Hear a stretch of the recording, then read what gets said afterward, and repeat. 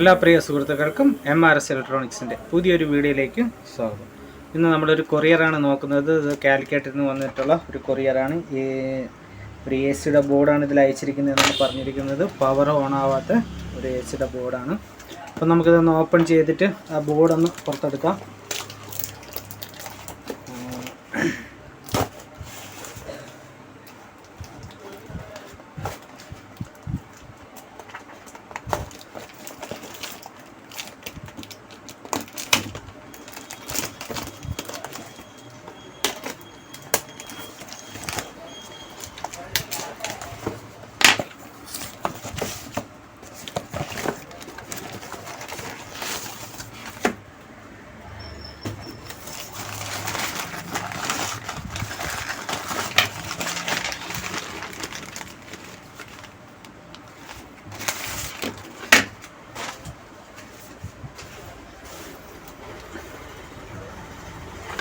അപ്പോൾ ഇതാണ് ആ ബോർഡ്. ഈ ബോർഡ് പവർ ഓൺ ആകുന്നില്ല എന്നുള്ളതാണ് ഇതിൻ്റെ കംപ്ലൈൻറ്റ്. അപ്പോൾ നമുക്ക് എന്താണെന്നുള്ളത് ഓൺ ചെയ്ത് നോക്കാം.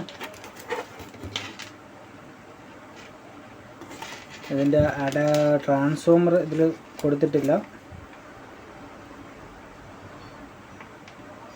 നമുക്കൊരു ട്രാൻസ്ഫോമർ കണക്ഷൻ കൊടുക്കണം. ട്രാൻസ്ഫോമർ കണക്ഷൻ കൊടുത്താലേ ഇത് ഓൺ ആവുള്ളൂ.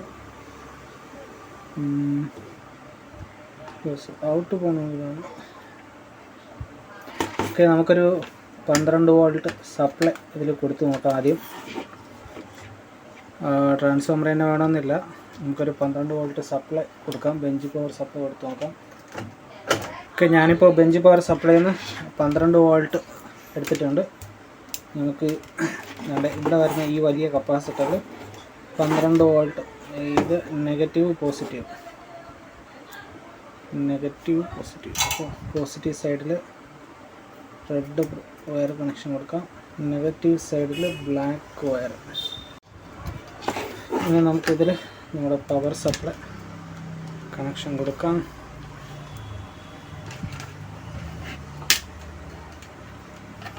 ഇതിൽ 2 വയർ കണക്ഷൻ കൊടുത്തിട്ടുണ്ട്.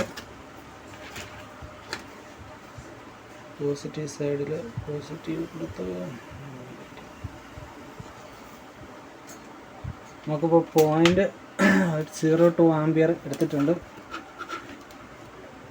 ഇതിൽ പവർ ഓൺ ചെയ്യുന്ന സ്വിച്ച്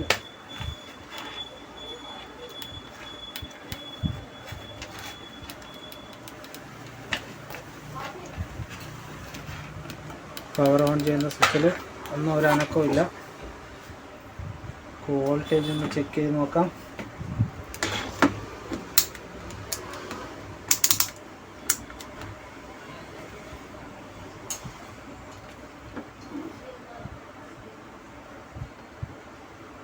ഇവിടെ നമുക്ക് 12 വോൾട്ട് വരുന്നുണ്ട്.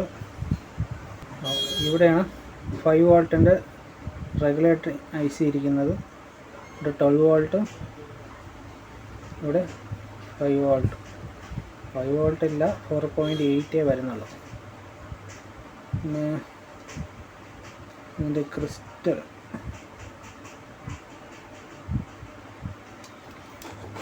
ക്രിസ്റ്റലിൻ്റെ സൈഡ് ഇതാണ്. ക്രിസ്റ്റലിൻ്റെ സൈഡ് എത്ര വോൾട്ടേജ് വരുന്നുണ്ട്? 2.2 വരുന്നുണ്ട്.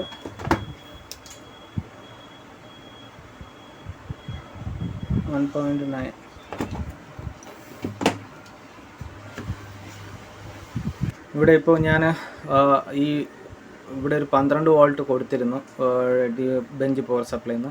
പക്ഷേ അത് കൊടുത്തിട്ടും ഇത് ഒന്നും ഓൺ ആവാത്തതുകൊണ്ട് പിന്നെ ഈ AC ലിങ്ക് സപ്ലൈ ഈ ICയിലോട്ട് വന്നില്ലെങ്കിൽ ഓൺ ആവില്ല എന്ന് കരുതിയിട്ട് ഞാനിവിടെ ഒരു ട്രാൻസ്ഫോമർ വെച്ച് കണക്ഷൻ കൊടുത്ത് ഓൺ ചെയ്യാൻ നോക്കി. പക്ഷേ എന്നിട്ടും ഓൺ ആകുന്നില്ല. അപ്പോൾ ഇതിൻ്റെ AC ലിങ്ക് ചെക്ക് ചെയ്യണം. ഈ ഒരു സെക്ഷനാണ് AC ലിങ്കിൽ വരുന്നത്. അത് നമ്മുടെ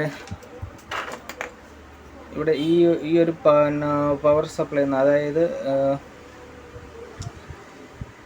പവർ സപ്ലൈയിൽ നിന്ന് ഒരു ഹാഫ് വേവ് റെക്ടിഫയർ എന്ന ഒരു കണക്ഷൻ ഇവിടെ വന്നിട്ട് ഒരു റെസിസ്റ്റൻസ് ഇട്ട് ഇവിടെ വരും. അതേ കണക്ഷനിൽ തന്നെ ഒരു റെസിസ്റ്റൻസ് ഇട്ട് ഗ്രൗണ്ട് ചെയ്തിരിക്കുക. അപ്പോൾ ഒരു വോൾട്ടേജ് ഡിവിഷനായി ഇവിടെ. അതൊരു 0.6 വോൾട്ട് കാണും.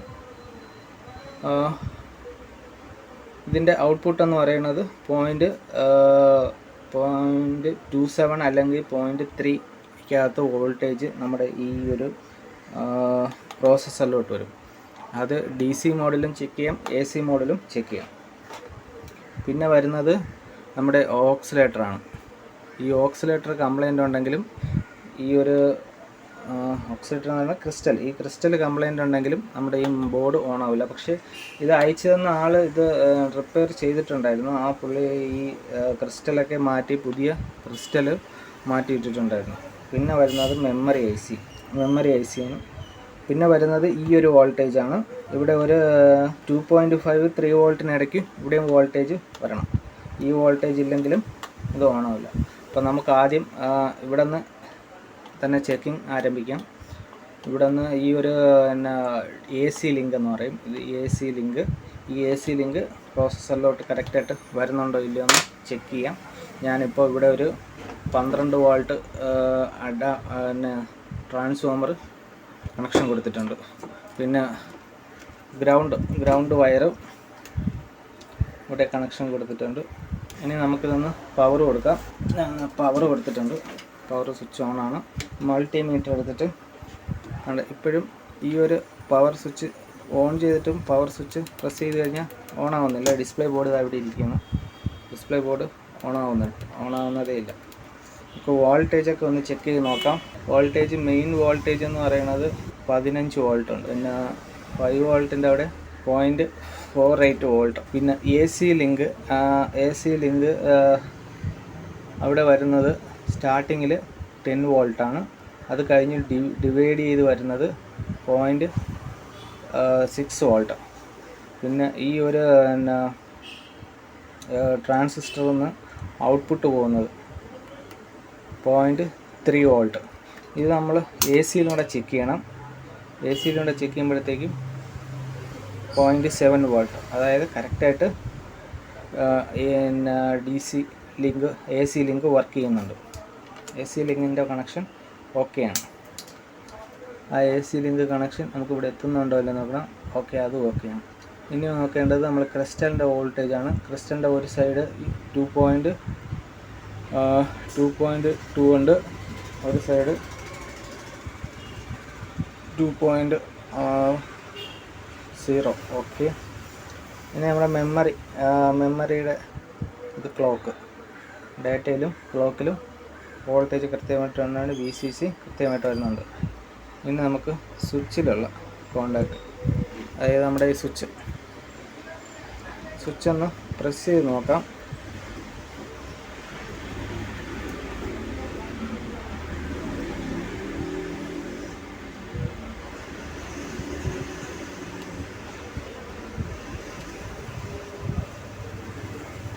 സ്വിച്ചും പ്രോപ്പറായിട്ട് വർക്ക് ചെയ്യുന്നുണ്ട്. മറ്റ് ബോർഡുകളിലൊക്കെ ആണെന്നുണ്ടെങ്കിൽ നമുക്ക് KIA 7042 7045 ഇങ്ങനെയുള്ള IC-കളാണ് വരുന്നത്. അതിന് പകരമായിട്ടാണ് ഈ ഒരു സെക്ഷൻ വെച്ചിരിക്കുന്നത്. അപ്പോൾ ഇവിടെ 4.8 വരുന്നുണ്ട് ഇൻപുട്ടിൽ. അതിൻ്റെ ബേസിൽ 4.3 വരുന്നുണ്ട്. അതിൻ്റെ ഔട്ട്പുട്ട് എന്ന് പറയുന്നത് 1.1 എന്ന് പറയും. അതായത് എൻ്റെ കളക്ടർ എമിറ്ററിൽ 1.1, കളക്ടറിലാണ് 5 വോൾട്ട് വരണം. നേരെ റിവേഴ്സ് മോഡലായിരിക്കും ഇത് കിടക്കുന്നത്. വോൾട്ടേജ് ഡിവിഷൻ വരുമ്പോഴത്തേക്കും ഈ ഒരു ട്രാൻസിസ്റ്റർ ആയതുകൊണ്ട് ഇത് റിവേഴ്സ് മോഡലായിരിക്കും കിടക്കുന്നത്. അതായത് കളക്ടർ പിന്നെ വോൾട്ടേജ് ഇത് എത്ര കൺസ്യൂം ചെയ്യുന്നോ ആ വോൾട്ടേജ് എമിറ്ററിലായിരിക്കും ഔട്ട് വരുന്നത്. ഓക്കെ. ഇവിടെ ബേസിൽ വരുമ്പോഴത്തേക്കും 4.3 വരുന്നുണ്ട്. അപ്പോൾ ഈ 4.3 വരുന്നതെന്ന് വെച്ച് കഴിഞ്ഞാൽ ഇത് ഡയറക്റ്റ് 5 വോൾട്ടാണ്. ഈ 5 വോൾട്ടിൽ നിന്ന് 1K റെസിസ്റ്റൻസ് ഇട്ട് ബേസിൽ കൊടുത്തിരിക്കും. അതിനുശേഷം പിന്നെ ഒരു 10K റെസിസ്റ്റൻസ് ഗ്രൗണ്ട് ചെയ്തിരിക്കും. അപ്പോൾ 1K by division by 10K.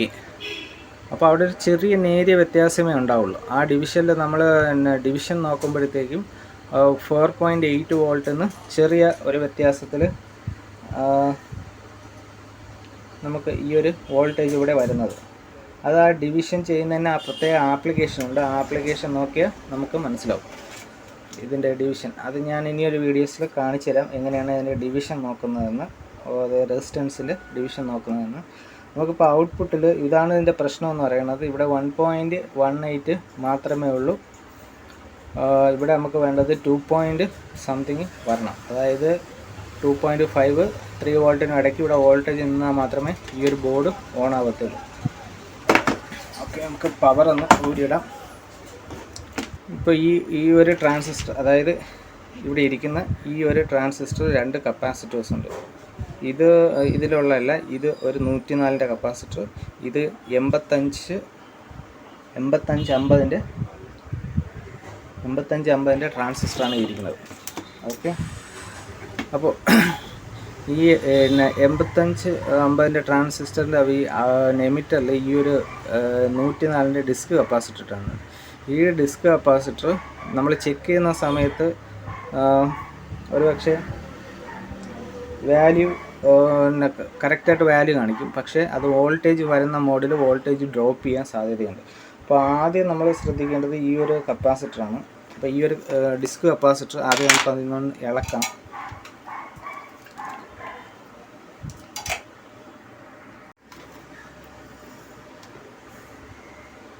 അപ്പോൾ ഇതാണ് ഇതിനകത്തിരുന്ന 104ൻ്റെ കപ്പാസിറ്റർ.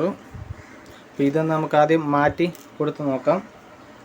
നമുക്ക് ഇത് മാറ്റിയിട്ട് ഇവിടെ ഒരു 104ൻ്റെ വേറൊരു കപ്പാസിറ്റർ ഒന്ന് ഇട്ട് നോക്കാം.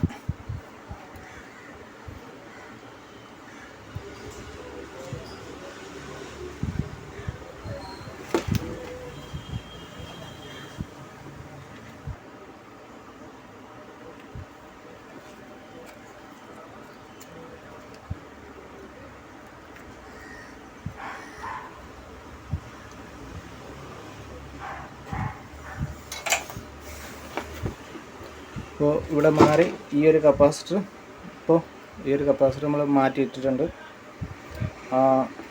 ഇനി നമുക്കൊന്നുകൂടെ ചെക്ക് ചെയ്ത് നോക്കാം അത് വർക്ക് ചെയ്യുന്നുണ്ടോ ഇല്ലയോ എന്ന്. പിന്നെ നമുക്ക് മൾട്ടിമീറ്ററിൻ്റെ ബ്ലാക്ക് പ്രോബ് ഒന്ന് ഗ്രൗണ്ട് ചെയ്തിട്ടേക്ക് ഒന്ന് ടെസ്റ്റ് ചെയ്യാൻ വേണ്ടിയിട്ട് എന്നിട്ട് പവറൊന്ന് കൊടുത്ത് നോക്കാം.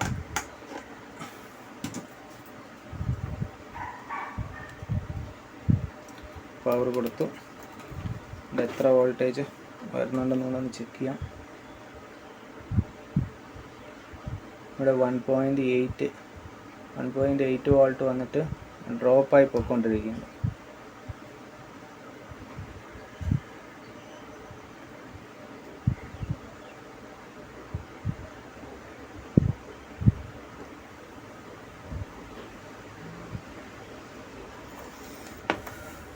ഓക്കെ, നമുക്കൊരു 2.5 വോൾട്ടിൻ്റെ ബെഞ്ച് പവർ സപ്ലൈ, ഇതൊരു 2.5 വോൾട്ട് ബെഞ്ച് പവർ സപ്ലൈ ആണ്. ഈ സപ്ലൈ ഇവിടെ വന്നിട്ട് കൊടുത്ത് നോക്കാം വർക്ക് ചെയ്യുന്നുണ്ടോ ഇല്ലയോ എന്ന്.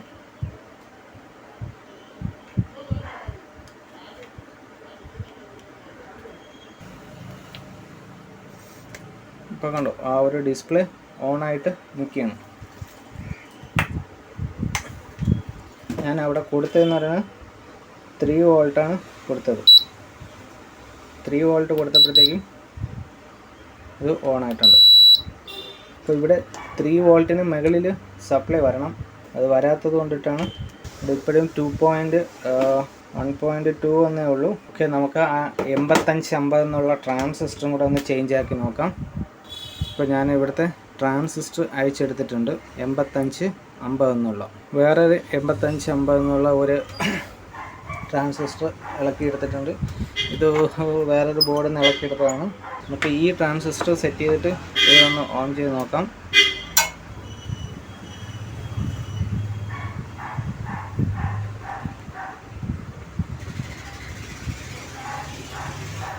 ഓക്കെ, ഇവിടെ നമ്മൾ 8550 എന്നുള്ള ട്രാൻസിസ്റ്റർ വെച്ചിട്ടുണ്ട്. ഇനി ഇതൊന്ന് സോൾഡർ ചെയ്തിട്ട് ഒന്നുകൂടെ ഓൺ ചെയ്ത് നോക്കാം. അത് സോൾഡർ ചെയ്ത് പിടിപ്പിച്ചിട്ടുണ്ട്. ഇപ്പോൾ ഓണായിട്ടുണ്ട്. അപ്പോൾ ഇത് വർക്ക് ചെയ്ത് നിൽക്കുകയാണ്. ഇനി നമുക്ക് ആ ഔട്ട്പുട്ടിലുള്ള എത്ര വോൾട്ടേജ് ഉണ്ടെന്ന് നോക്കാം.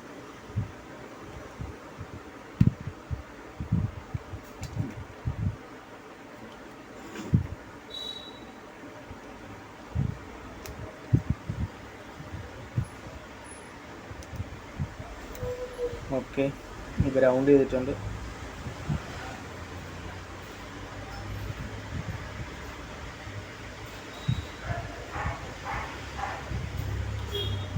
ടു 2.5 പക്ഷേ വോൾട്ടേജ് ഡ്രോപ്പായി പോയിക്കൊണ്ടിരിക്കുകയാണ്. അങ്ങനെ ഡ്രോപ്പായി പോകാൻ പാടില്ല.